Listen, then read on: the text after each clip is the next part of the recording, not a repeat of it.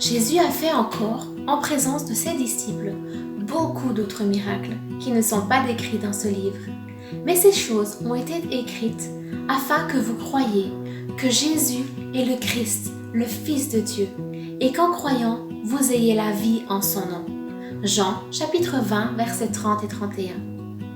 Je suis fermement convaincue que parmi ceux d'entre nous qui ont grandi dans l'Église et qui peuvent réciter les grandes doctrines de notre foi dans notre sommeil, et qui par contre peuvent bâiller à l'écoute du credo des apôtres, il faut faire quelque chose parmi nous pour nous aider à sentir de nouveau la révérence, la crainte, les bâillissements et le merveilleux face au Fils de Dieu, engendré par le Père de toute éternité, qui reflète l'entièreté de la gloire de Dieu, qui est l'image même de sa personne et par qui tout fut créé, lui qui soutient l'univers par sa parole puissante. Vous pouvez lire tous les contes de fées qui n'ont jamais été écrits, tous les romans policiers, toutes les histoires de fantômes, et vous ne trouverez jamais rien d'aussi choquant, étrange, singulier et captivant que l'histoire de l'incarnation du Fils de Dieu. Combien nous sommes morts, combien impitoyables et insensibles à ta gloire et à ton histoire, ô Dieu. Combien de fois ai-je dû me repentir et dire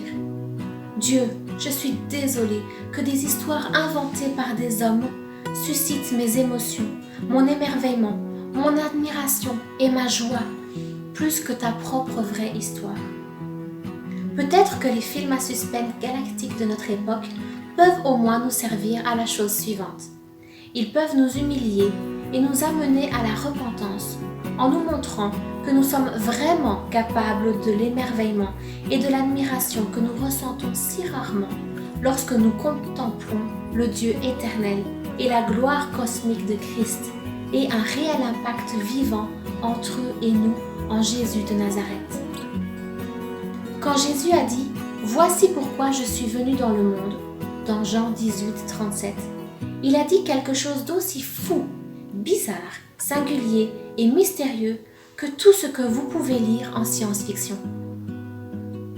Oh, combien je prie pour que l'Esprit de Dieu jaillisse sur moi et sur vous, pour que l'Esprit Saint entre dans mon expérience d'une manière effrayante, pour me réveiller à la réalité inimaginable de Dieu. Un de ces jours, la foudre va remplir le ciel depuis le lever du soleil jusqu'à son coucher,